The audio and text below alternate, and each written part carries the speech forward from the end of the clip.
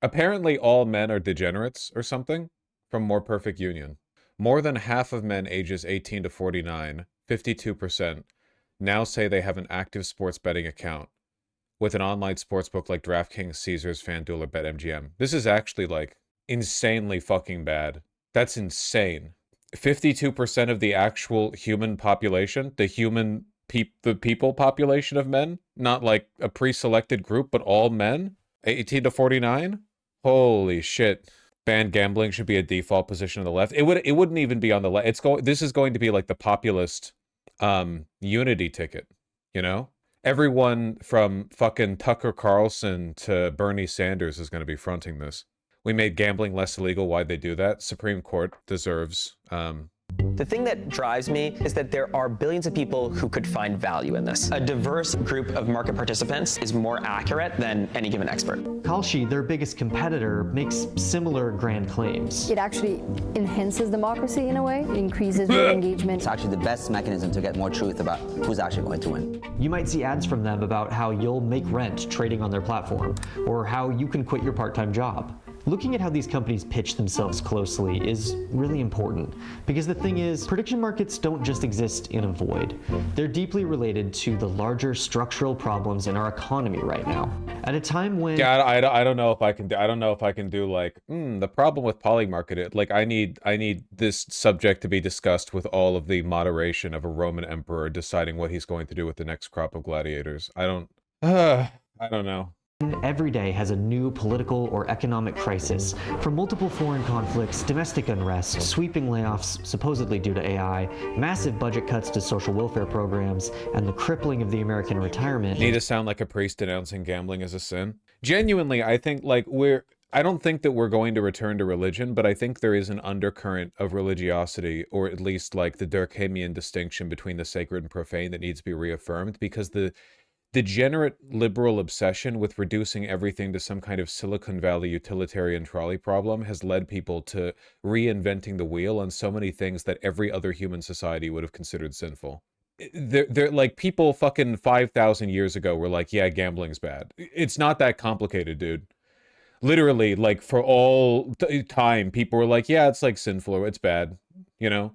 It wasn't bad because it made the crops fail or because it poisoned water or whatever. We all know what gambling does to people. We've all figured this out. And now it's like, maybe actually, well, it's not gambling. It's a prediction market. Maybe actually it's an optimal and highly democratic way of allocating resources in alignment with people's predictions for the future. Like, aren't there anthropological studies which show increased rates of gambling are correlated with a downturn in overall societal cohesion and happiness? If it doesn't matter if there are or aren't. I believe there are. I don't need evidence to believe what I believe.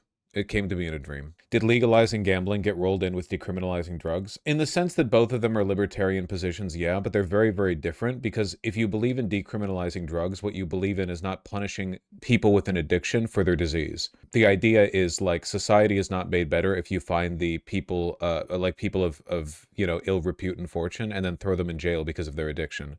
The problem with legalizing gambling is that, like, that's not the goal at all.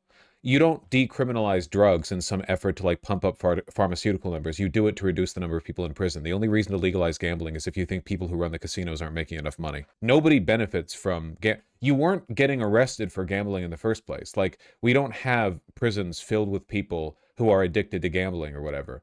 It's not the same type of problem. You should just make it illegal. Like, you can decriminalize drugs but still arrest dealers, you know, or at least distributors. Polymarket and Kalshi are seemingly offering working class people a solution.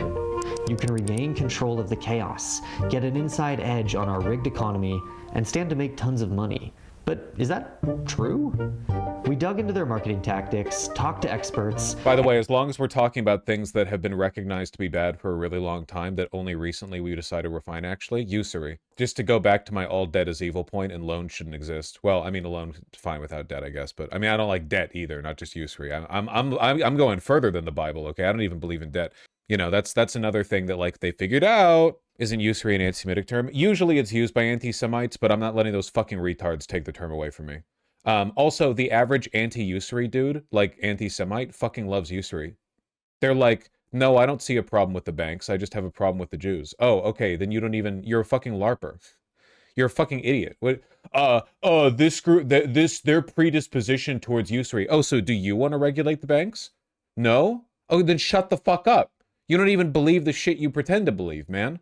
It'd be like a person thinking that we should create a white ethno-states because black people commit crime, and then you ask them how they feel about crime, and they're like, well, I'm fine with it. It's like, well, what do you mean? Stupid. And went to their grocery store to ask, will prediction markets give working people more power? The long-term vision is to financialize everything and create a trade. Bosch has enough cash flow to not need to rely on debt. Damn, that's me and like all humans forever, basically. You realize that like maintaining permanent household debt is not normal, right?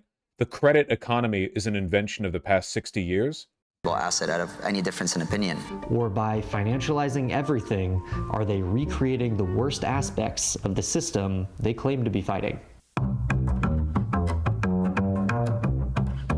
To get a better idea of what Polymarket is all about, we went to a recent project of theirs that we could get behind. I'm legitimately like not able to process the information in this video right now. Totally free grocery store in New York City. Do you know about prediction markets? Nah, I don't know nothing about that. I'm familiar with it, but I wouldn't say I know it fully in depth. I've heard some tell about them. They hedge against whether you win or lose. My hot take is if we ban gambling, illegal gambling would skyrocket, but it's just not true. It's just fact. It's genuinely like factually not true.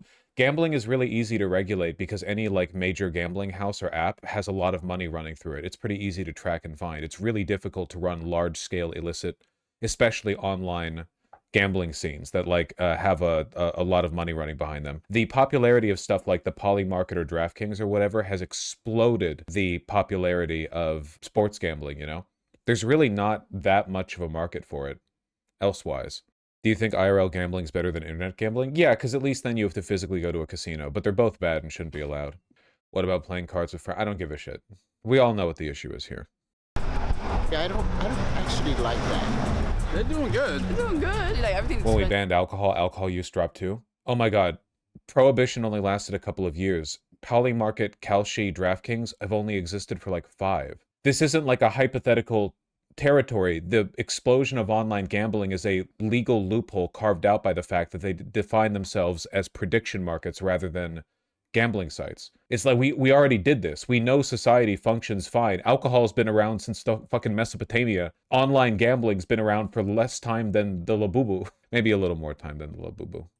Yeah. It's gonna have something like this.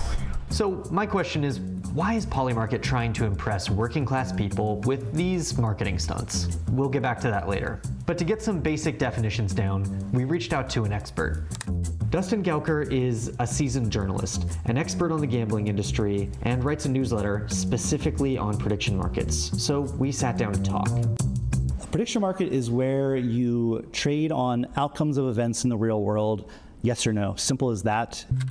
Where you can bet on who's going to win an election. Is it Kamala Harris or is it Donald Trump? I can't do full camera today, man. I have to be down here in the corner. You all know how fucking Denshi was being drawn in part 2, where his mouth was open all the time. I feel like I'm dying over here, man. Who's going to win tonight's basketball game, the Lakers or the Knicks? It is that times Did I 1,000. say Anything that can Denshi? happen. Will there be more than 12 inches of snow in New York tomorrow? Kalshi, for instance, all contracts are $1. If something is 50-50, you're buying a contract for 50 cents. Somebody is buying the other side of your contract for 50 cents. At the end, one of you gets $1. The idea here is I'm that not paying attention to a single thing happening in this video. That's something good. That's good. Free Palestine. Current chapter.